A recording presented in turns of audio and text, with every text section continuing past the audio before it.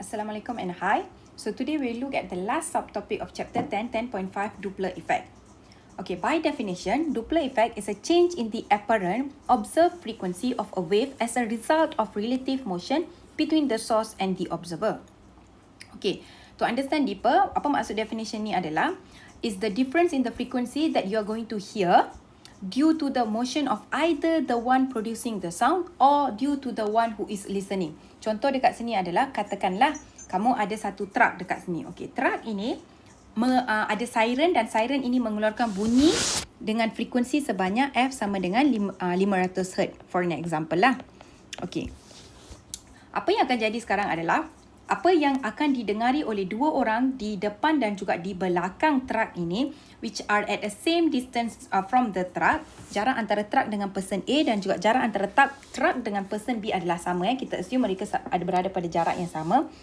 Maka apa yang akan didengari oleh person A adalah the same frequency. Dia akan dengar 500 Hz juga. Begitu juga person B pun akan dengar 500 Hz. Sebab itu adalah bunyi yang dikeluarkan oleh oleh truck itu. Dan A dan B berada pada jarak yang sama due to that truck. So mereka akan dengar frekuensi yang sama. However, kalaulah that truck yang tengah mengeluarkan 500 Hz tadi itu tengah bergerak. Okay, tengah bergerak. What is going to happen now adalah person A dan person B akan mendengar frekuensi yang lain daripada frekuensi asal, iaitu 500 Hz itu. Proses ini yang kita panggil Doppler effect. Kenapa adalah disebabkan oleh pergerakan oleh source kita yang tengah mengeluarkan bunyi ini akan affect the frequency heard by the observer dekat sini. Okay, so observer tidak akan dengar frekuensi yang sama sudah sebab ada motion. So this motion involve velocity. So dia akan ada speed dia. Speed ini akan mengeffect speed of the wave ataupun speed of sound wave that is travelling to the ear of the observer. So, gelombang-gelombang yang tengah travel ni kalau kamu perasan, which is your sound wave tadi itu, pergerakan dia akan being affected by the speed of the truck. Okay, so apa yang akan didengari oleh person A now is no longer 500 tetapi lebih besar daripada 500. Dia akan dengar bunyi yang lebih besar daripada 500. Dan manakala orang B pula, dia akan dengar frekuensi yang less than 500 Hz. Okay, cuba kita ambil real life situation juga. Awak tengah berdiri dekat traffic light. You are at traffic light, lepas tu ada kereta awak, lepas tu sebelah tu ada another passenger's car. Katakan kereta kawan kamu dekat sebelah tu. And then datanglah satu ambulance datang, dia berhenti betul-betul dekat tengah antara kamu berdua. So, frekuensi yang dikeluarkan oleh ambulance itu, kamu akan dengar dengan frekuensi bunyi yang sama. Okay, dengan bunyi yang sama. And then tiba-tiba, kamu kereta A ni dah bergerak meninggalkan. Okay, you bergerak meninggalkan itu. Cuba kamu imagine, are you going to hear the same sound? Tidak kan? Bunyi itu akan semakin berkurang because you are leaving the source. Macam tu juga case dekat sini, person B, walaupun dia tidak bergerak tapi source yang tengah bergerak, tapi sebab bunyi itu tengah pergi meninggalkan dia, person B akan dengar frekuensi yang lebih kurang. Manakala person A akan dengar bunyi yang lebih tinggi sebab dia tengah bergerak ke arah. The sound is going to appears to be much greater than the actual sound. Inilah Doppler effect. So, objektif kita dalam topik ini adalah untuk mencari apa frekuensi yang didengari disebabkan oleh pergerakan salah satu. The source can be moving ataupun the observer can be moving. Salah satu, siapa-siapa pun boleh bergerak. Okay, dalam syllabus kita stick tu hanya satu orang saja bergerak. It's either the source ataupun the observer yang akan bergerak dekat sini. So, equation yang kita akan guna iaitu Doppler effect equation dekat sini. Dalam kamu punya exam paper nanti dekat front formula sheet tu dia akan bagi equation yang inilah, yang warna merah ni. However, Miss simplify yang warna maroon ini, looks like dark brown dekat sini. Okay, I've simplified into this equation, the second equation here, untuk memudahkan jalan kira. Nanti Miss akan explain lah macam mana nak guna equation ni. However, equation yang ada dalam syllabus kita adalah F0 is equals to V plus minus V0 divided by V minus plus Vs bracket Fs multiplied with your Fs. Apa maksud all this term dekat sini? F0 adalah frequency heard by the observer. Ini yang kita nak carilah. Selalunya kita nak cari apa frekuensi yang didengari oleh observer itu. V adalah speed of sound in the air. Maksudnya kelaju speed of sound in the air lah. Standard lah yang paling basic, which is a constant dekat sini. V0 is the speed of observer.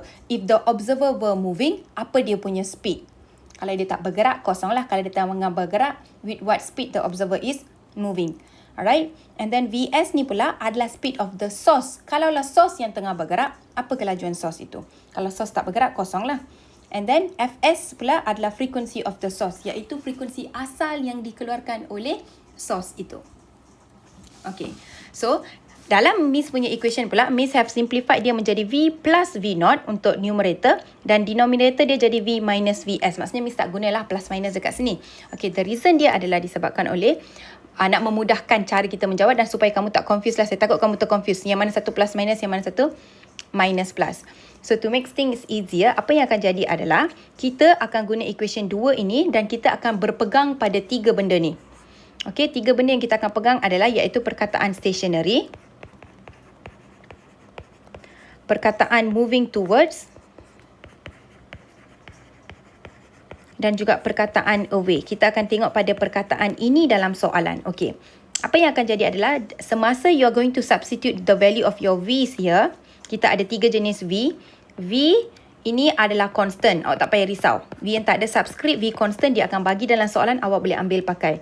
V0 dan juga Vs ini, sebelum kita substitute, kita kena bergantung kepada 3 perkataan ini. Maksudnya you have to look for these 3 term in the question.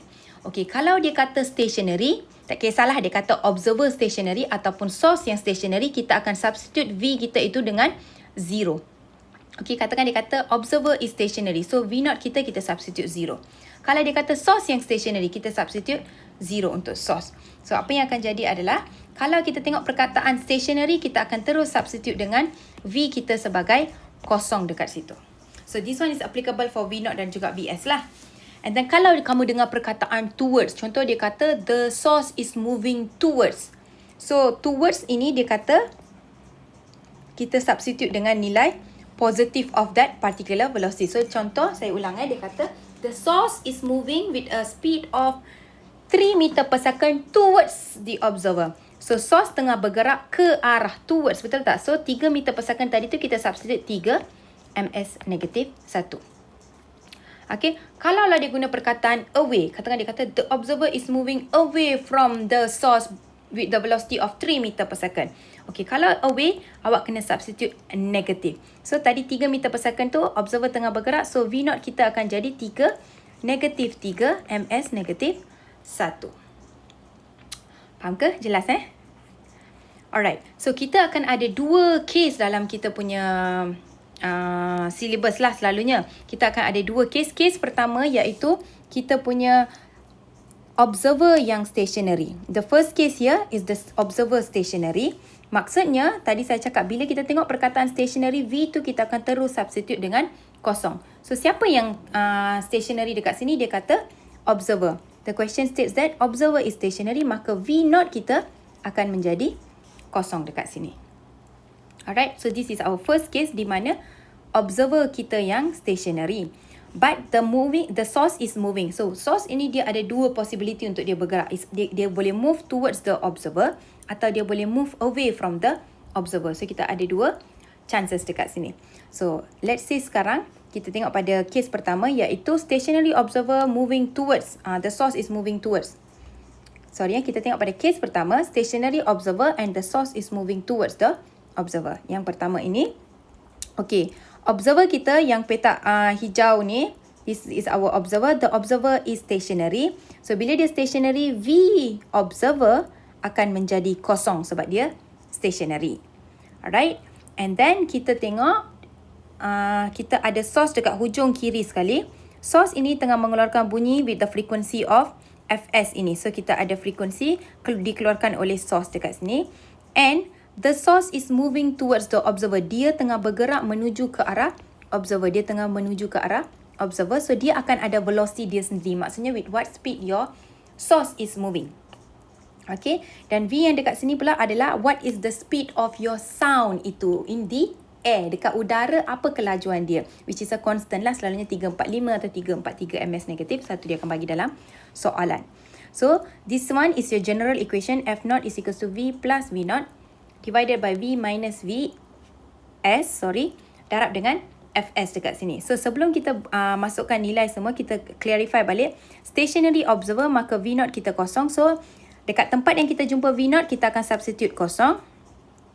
And then dia kata source is moving towards. Moving towards maksudnya positif. Siapa yang positif?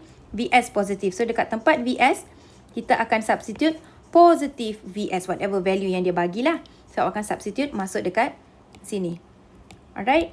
And then awak akan simplify equation awak. Awak akan dapat F0 sama dengan V, which is a constant, divided by V minus the speed of the source, multiply with the frequency of the source, yang frekuensi asal. Ini case pertama with the source moving towards the observer. Kalaulah case masih stationary observer tapi the source is moving away. So sekarang kita ada source dekat belah kanan. And then kita ada observer dekat belah kiri sini. And the observer is stationary. So V of the observer, V0 is 0. So kita tahu observer stationary, maka V0 kita kosong. So kita pun akan substitute dalam equation V0 kita kosong dekat sini. And then the source here is moving away. Dia tengah pergi meninggalkan kita. So dia punya velocity dekat sini akan jadi negatif dekat sini. Dia punya velocity akan jadi negatif here. So as the velocity becomes negative, apa yang kita akan buat dekat sini adalah dalam equation kita, kita akan substitute Vs sebagai negative Vs. So as you can see here, dalam equation kita, kita ada dekat denominator V minus Vs. That is what you has. Betul? Tapi sekarang Vs kita pun ada nilai sebanyak negatif. So apa akan jadi adalah kita akan ada V minus negative of the Vs dekat sini. So dekat sini kita letak negative. So the equation becomes F0 is equals to V divided by V plus Vs darab dengan Fs. So kita boleh dapatlah nilai frekuensi yang heard by the observer sekarang. Okay, conclusion yang saya boleh buat untuk case pertama adalah for stationary observer, moving source, kalau the source is moving towards the observer, apa yang akan jadi adalah observer akan dengar frekuensi yang lebih besar daripada frekuensi asal, because you're coming closer to that observer. So observer akan rasa macam bunyi tu sangat besar. However, when the source is leaving the observer, observer akan dengar frekuensi yang lebih kecil daripada yang asal. Okay, ini conclusion yang kita boleh buat dekat sini. Next, we have the second case here. Case kedua kita adalah your source yang stationary. Tadi observer stationary, case pertama. Observer yang stationary, sekarang source stationary and the observer is going to move. Source tidak bergerak tetapi observer yang bergerak. Okay, untuk case stationary source, apa yang akan jadi adalah source kita stationary. So kita akan substitute Vs sama dengan kosong. So kita dah tahulah dalam case kita sekarang Vs sama dengan kosong. So every single time you see Vs, kita akan substitute 0. Okay, observer yang tengah bergerak ni dia ada dua possibility. It's either dia boleh bergerak towards the source ataupun away from the source. So let us look at the first part of the second case ini, di mana the observer is moving towards the source. So kalau kamu tengok dekat bahagian kiri ini, kita ada observer yang tengah bergerak. Observer yang tengah bergerak menuju ke arah kamu punya source. And source is stationary. Source is stationary, kalau kamu perasan, ini source kita. Dia tidak bergerak. So Vs is equals to 0. So bila dia tengah bergerak, ini adalah dia punya sound yang akan travel in all the direction. Bunyi ni akan keluar in all direction.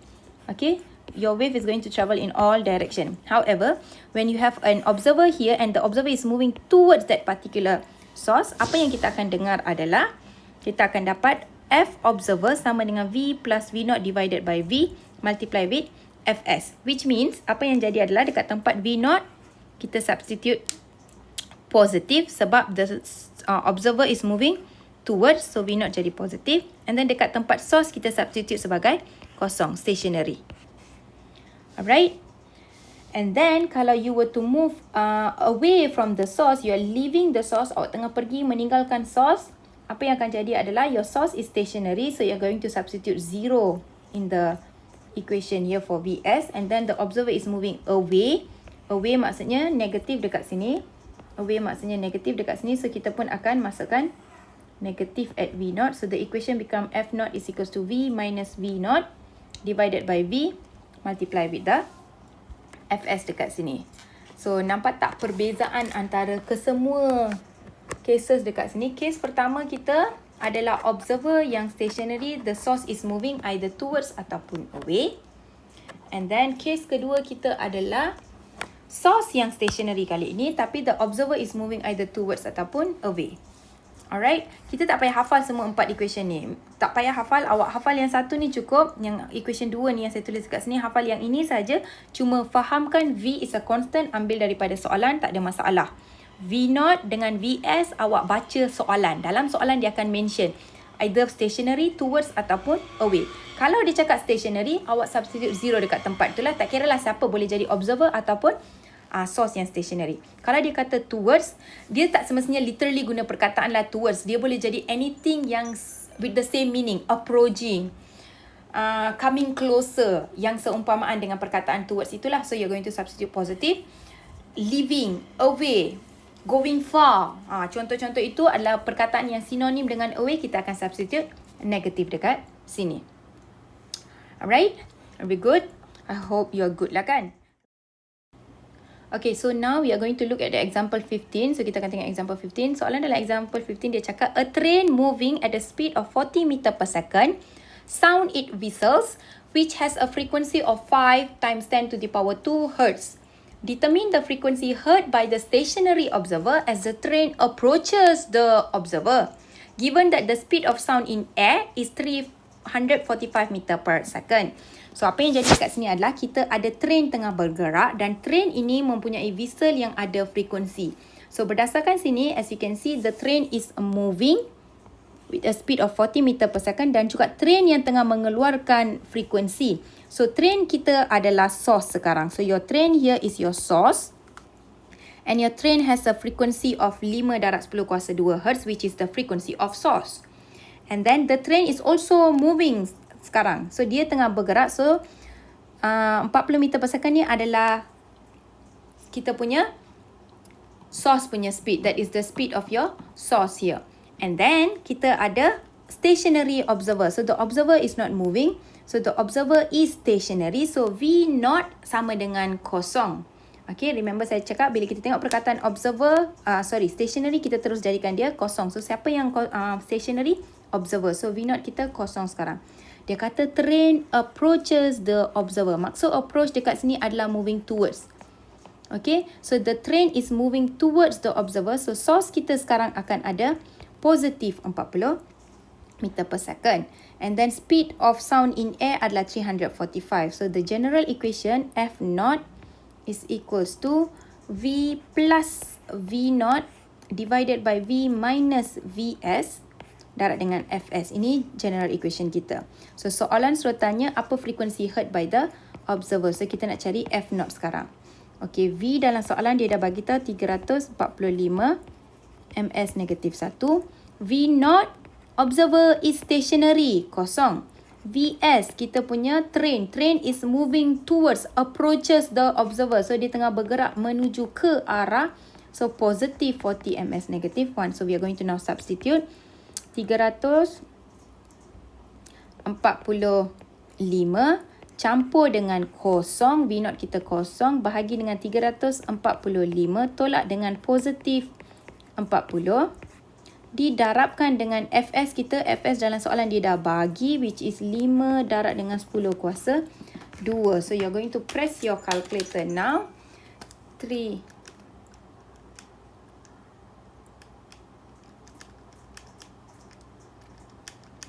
Awak pun akan dapat 65 65.57